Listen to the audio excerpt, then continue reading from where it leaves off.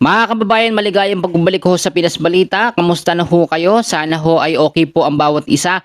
Meron ho tayong pinaka-latest na weather update. Mabilisan lamang ho ito. Sa inilabas po ng Pag-asa ay meron po tayong update patungkol sa low pressure area na nagbabanta na pong pumasok sa loob ng ating Philippine Area of Responsibility. Ito po sa ngayon ay itinaas na sa high chance na category para maging isang bagyo o tatawagin po natin bagyong Basyang sa loob ng ating Philippine Area of Responsibility.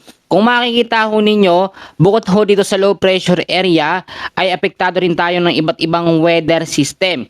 Meron din po tayong nakataas na heavy rainfall warning, so tapusin ho natin ang update. So sa atin pong tinatawag na forecast weather condition, ito po muna unahin natin. Sa area pa rin po ng Visayas, Caraga, sa may Davao region po, kasama po ang Misamis Oriental. Ang lagay ho ng panahon dyan, ngayong araw po ng Martes, no? Hapon po, lalo na mamayang gabi, asahan po natin ang maulap na kalangitan na meron pong kalat-kalat na pag-ulan, pagkulog po at pagkidlat dahil po sa shear line. So nananatili pa rin ang shear line. Ito ho yung kumpol ng kaulapan o salubungan po ng malamig at mainit na hangin. So may mga possible impact ito, pagbabaha po sa mababang lugar at landslide po sa mga landslide prone area kapag nagkaroon tayo ng moderate to heavy rains. Sa Batanes naman po at Babuyan Islands, same scenario din, cloudy skies ang aasahan lalo na bandang hapon ngayong araw po dahil po sa northeast monsoon or hanging amihan. Ang nalalabing bahagi po ng Mindanao ay apektado naman po na tinatawag natin na localized thunderstorms or local thunderstorms. So usually ang mga localized thunderstorms sa hapon din yan nagpapaulan. So maging alerto yung mga lugar na binanggit ko sa nalalabing bahagi po ng Mindanao. Sa area po ng Metro Manila, the rest po ng Luzon ay patuloy din makakaranas ng maulap na kalangitan lalo na bandang hapon dahil po sa northeast monsoon or hanging amihan. So dito muna tayo magpo-focus sa low pressure area na ating minomonitor sa ngayon. Ito po ay tinuturing na banta para po maging isang pangalawang bagyo, no, or maging bagyo tropical depression. Kapag ka ito po yung naging bagyo, ulitin ko, tatawagin po itong bagyong Basyang at marami tayong nakukuhang mga update and base na rin sa ating tropical cyclone threat potential at sa advanced weather system natin. Hindi naman ito lalakas, no, sa pagiging typhoon o super typhoon category na bagyo.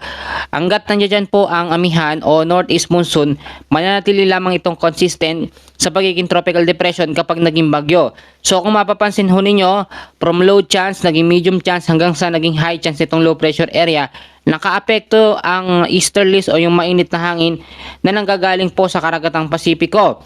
May chance rin na habang ito lumalapit po dito sa parte ng silangan ng Mindanao at Eastern Visayas, may chance na palakasin ito ang epekto ng shear line. So maging alerto pa rin po tayo dahil ngayong araw po ng Martes ay meron po tayong heavy rainfall warning. So ito po dahil po sa shear line at low pressure area, meron po tayong dami ng pag-uulan na dapat maging alerto at paghandaan. So meron tayong 50 to 100 mm sa dami ng pag-uulan sa Southern Leyte, Dinagat Island, Surigao del Norte. Ngayong araw po yan.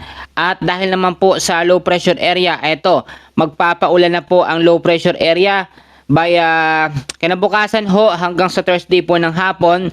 Meron po moderate to heavy rains ang aasahan na meron 50 to 100 mm sa dami ng pag-uulan sa may Surigao del Norte at Surigao del Sur. Thursday po ng hapon hanggang sa Friday ng hapon, moderate to heavy rains din ang ating aasahan dahil sa low pressure area. Diyan po sa may Eastern Samar, Leyte, Southern Leyte, Bohol, Dinagat Island, Surigao del Norte, Surigao del Sur, Agusan del Norte, Agusan del Sur, Misamis Oriental, Camiguin, Bukidnon, Davao de Oro, Davao del Norte at Davao Oriental.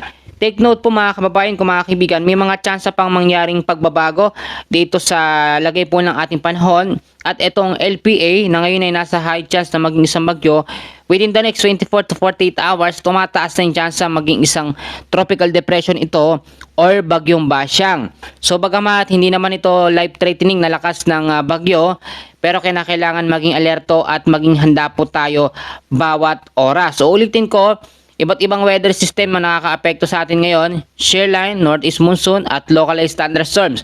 Nagbabanta naman ng maging bagyo ang low pressure area na ngayon ipapasok na sa loob ng ating Philippine Area of Responsibility. So sa ngayon mga kaibigan ko, yan po muna ang pinaka-latest na update natin. Maraming salamat at God bless po sa inyong lahat.